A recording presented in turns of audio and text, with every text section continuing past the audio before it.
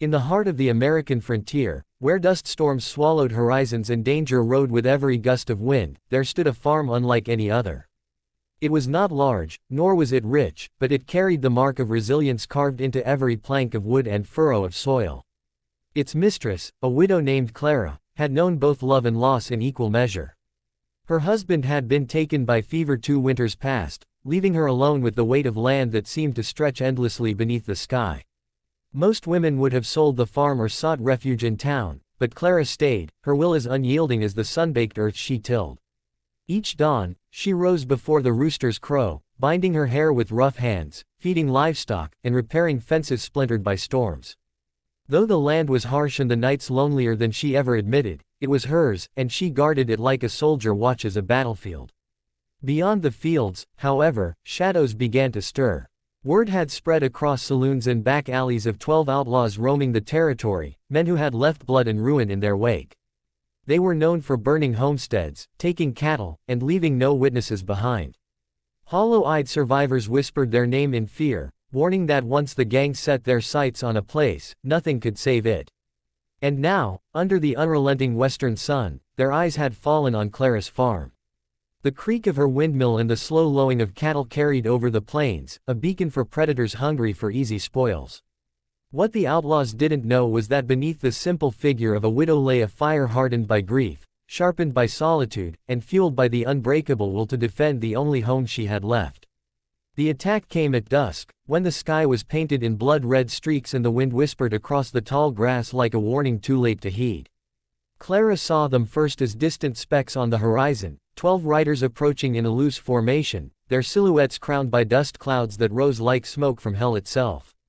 She did not tremble. Instead, she moved with the precision of a soldier preparing for war, every motion swift, practiced, and deliberate.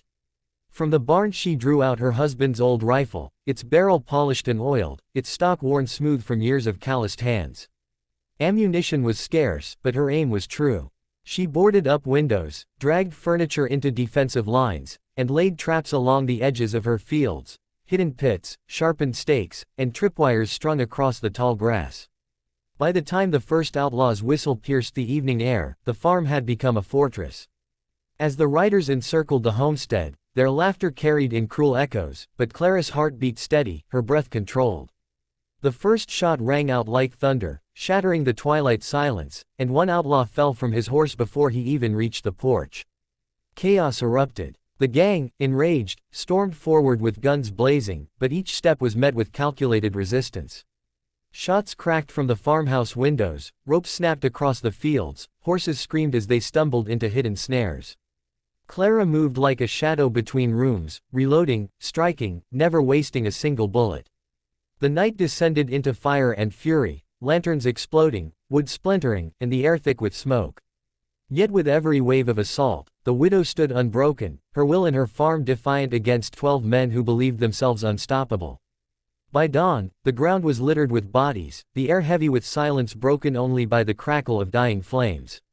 Clara, bloodied but unbowed, stood alone upon her porch, not as a victim, but as the last soldier of her own war, a legend born from fire and grief. The dawn that followed the first clash was painted in hues of smoke and ash, and though the farm still stood, the war was far from over.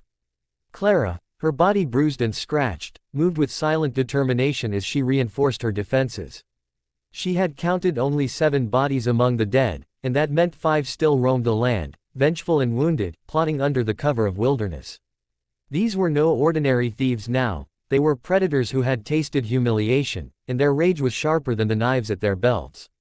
Clara knew they would not retreat quietly, they would regroup, stalk the edges of her land, and return with a fury greater than before.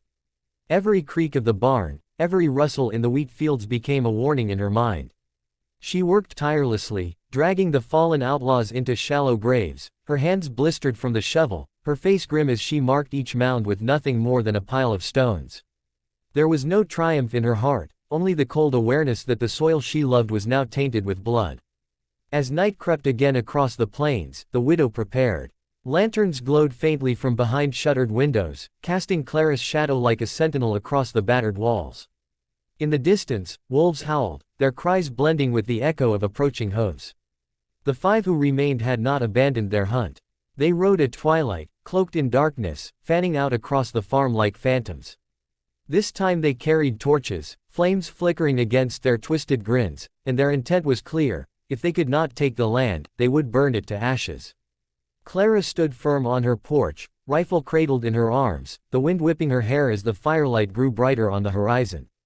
The final battle had begun, and though she was only one woman, the weight of her defiance made her greater than any dozen men who dared to challenge her.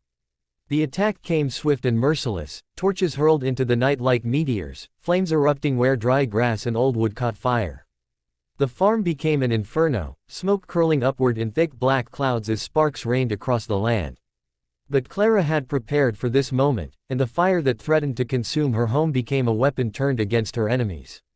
She had dug trenches along the wheat fields, filled them with water and oil, and when the outlaws pressed too close, she set them ablaze in a wall of fire that roared like a living beast. Horses reared and screamed, riders thrown into chaos as smoke blinded their eyes. Shots cracked through the madness, Clara's aim steady even as her lungs burned with the sting of smoke. One by one, the outlaws fell, their bodies consumed by both bullet and flame. Yet the fight was not without cost. The barn, her husband's tools, the harvest of months of labor, all collapsed into cinders, reduced to nothing but glowing embers under the starless sky. Still, Clara fought on, retreating only to reload, her silhouette cutting a figure of defiance against the blaze. When the last outlaw fell, his pistol slipping from his charred hands into the dirt, silence returned, broken only by the crackle of fire and the distant cry of night birds. Clara staggered, her body exhausted, her spirit trembling under the weight of what she had endured. The farm was no longer what it once had been, much had been lost to flames and fury, but it still stood, and so did she. Alone, scarred, but unbroken, Clara had faced 12 men and carved her name into the earth with gunpowder and blood. In the eyes of the frontier, legends were not written by kings or generals, but by those who stood alone when the world turned against them. And so the widow's stand became the story whispered in every saloon, a tale of fire and courage, of loss and defiance, a reminder that even in the loneliest corners of the West, there were souls too strong to be broken. The dawn that followed was unlike any other the valley had ever seen. Smoke rose gently from the blackened edges of the barn, but the heart of the farm still stood, scarred yet unbroken, just like the woman who had defended it. Word of her stand spread like wildfire across the frontier, carried on the boots of traders, whispered in saloons, and echoed in the prayers of farmers who now believed hope still lived in the West. Riders passing through would pause at the fence line, tipping their hats in quiet respect, their eyes falling on the patched bullet holes in the farmhouse walls as if they were sacred markings of survival. Neighbors who once doubted her strength now brought supplies, livestock, and hands willing to help rebuild, but she met each offer with the same steady calm she had shown when facing down 12 men. Her resolve became a kind of legend, transforming her farm into more than just a homestead. It became a symbol of defiance, of how even in a world ruled by violence and greed, courage could tip the scales. The outlaw gang, those who had escaped with their lives, found no safe haven. Towns that once turned a blind eye to men with fast guns now shut their doors, fearful of being associated with the ones who had been beaten by a widow alone. The gang's reputation, once built on fear, collapsed under the weight of humiliation, and with each retelling, their defeat grew more shameful while her legend grew brighter. In saloons, rough men who had never respected law or scripture raised their glasses not to sheriffs or marshals, but to the nameless widow who had stood her ground when most would have fled. For the first time in years, the valley slept a little easier, believing that evil could be driven back, not by armies or lawmen, but by the sheer determination of a single human spirit. And yet, for her, life went on. She rose each morning to tend her fields, to feed the animals that had survived, to mend what was broken. Though the scars remained, she did not dwell on them. Her strength was not in what she had fought against, but in what she chose to continue living for. In the quiet moments, when the wind rustled through the cornfields and the horizon stretched endlessly before her, she carried a peace that no outlaw bullet could ever steal. And so the legend of the widow spread across the Wild West, proof that courage could stand taller than fear. Her story reminds us that strength doesn't always come from guns or numbers, but from an unshakable will to protect what matters most. If this tale moved you, make sure to like, subscribe, and join us for more Wild West stories that history almost forgot. Because the frontier is filled with legends waiting to be told. Cowboy hat face fire.